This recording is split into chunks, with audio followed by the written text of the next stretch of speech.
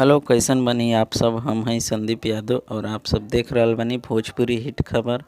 तो नया नया चैनल पर बानी ए पर तो सब्सक्राइब जरूर करें, लाइक और कमेंट तो ज़रूर कर दे। हम तो चलिए बता दें कि बहुत अच्छा एगो गाना खेसारी लाल यादव के रिलीज होखे वाला बा बंदूक, जिसमें फिट बड़ी कनिष्का नेगी, लिरिक्स व बिट्टू विद्यार्थी के, म्यूजिक अजय वर्मा के बा। तो बहुत अच्छा पोस्टर लागल है, हम देखनी है। तो और ये गाना रिलीज हुई 9 भोजपुरी पर रिलीज हुई 28 तारीख के सुबह सुबह रिलीज हुई 28 जून के। तो चलिए वीडियो आई, तैयार रही आप सब और गर्दा उड़ा देवे के बा, धमाल कर देवे के बा गाना के। और ढेर सारा सपोर्ट करे के बा चैनल के भी।